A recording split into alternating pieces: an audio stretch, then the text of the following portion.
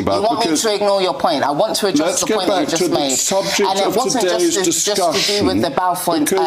So, ladies and gents, I've just seen one of the most ridiculous debates ever about reparations. Thanks so much to Paz49 over on X. Because within about 1 minute of this, we're going to go from talking about the British Empire to Imarn Ayton arguing with Jacob Rees-Mogg that Jewish people benefited from the Holocaust and basically that Hitler was a good thing. What the heck, dude? And at the end, we're going to be calling out the politicians keeping the reparations campaign alive. And some of these names you're probably going to be surprised about. Let's get into it. The British colonised 22 countries in Africa over 173 years.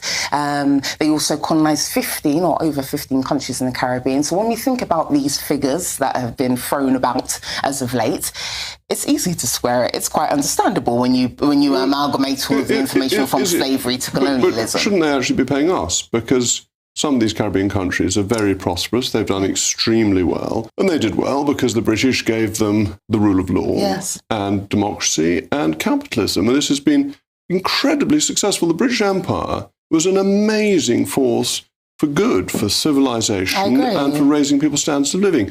So why should we have to pay for doing that? Surely we should be paid. I think that's a very bold question to ask a strong black woman on your channel, Jacob. And I'll actually pose a question to you. Would you say that about Jews? So I'll just give the context. First and foremost, one could easily argue that the Jewish community, the Israeli Jews, benefited from the Holocaust. And but I don't think you could. Allow me to finish. Allow me to finish. Let me bring it home, Jacob. Let me bring it home. They benefited from Holocaust and Hitler.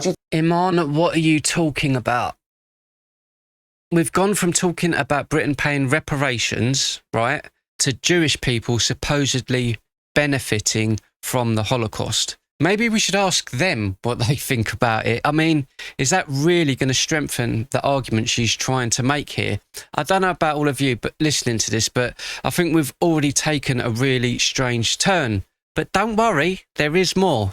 Life expectancy improved, and last but not least, their GDP improved. Israel's GDP improved as a result of Germany giving reparations in 1952. So would you say on national TV about the Jews that they should be happy and should be thanking Hitler and the Holocaust, Amy and David, for what they have gone through because they have benefited in terms of money? I would argue that Amy and David, Jacob wouldn't say this about Jews, but he's saying it about black people. Imarn, the whole thing is just falling apart here. I mean, Jacob is pointing out the historical problem with what she's saying, but instead of dealing with it and facing it like a grown-up, we're bouncing around between Israel, reparations and the Holocaust.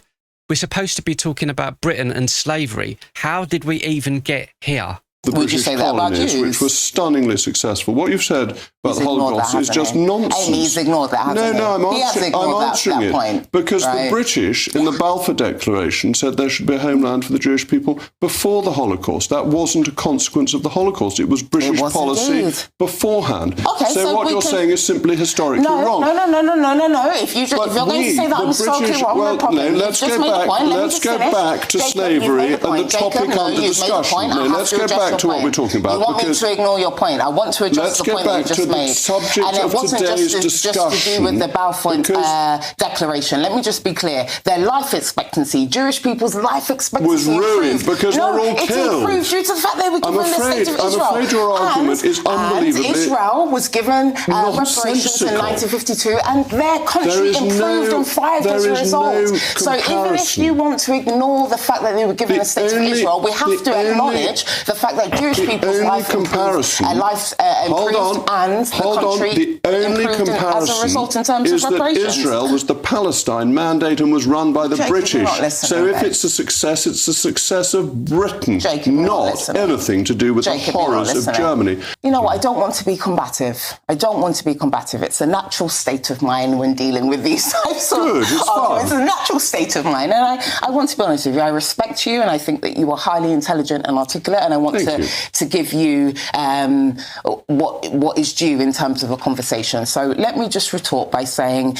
you asked me the question, no one else stopped slavery before the British. That was your question. Yes. I want to be honest in saying if we really want to be pedantic, which is my favourite way of life, Denmark. So wait, allow me to finish, sir. Right. Allow me to finish. I know we have limited time, but you asked me a question. But Denmark didn't have the Royal Navy. Denmark may have wanted to do it, but it was the Royal Navy.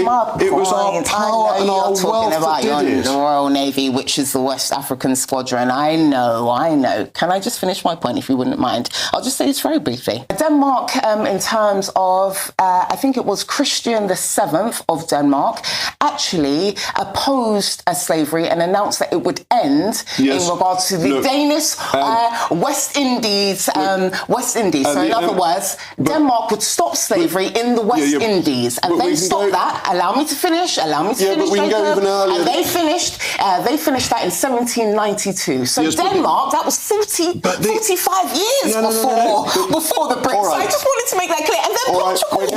I'm sorry, I have to look at Amy because she knows what I want. Amy, I'm going to talk Jacob. We're going to have to finish, but you're ignoring the Emperor Charles V in the 16th century. We're going to have to go. So we have Portugal, we have Denmark that finished or tried to abolish the slave trade before Britain. That is a fact. Denmark and Portugal. We've got to go to Patrick, but the British abolished it. We had the Royal Navy. And as promised, here's a bit more information.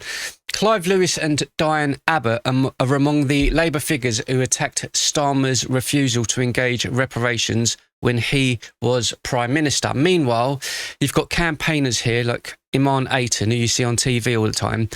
She's sitting there making arguments like the craziness that you've just heard. The problem I've got with all of this is really simple.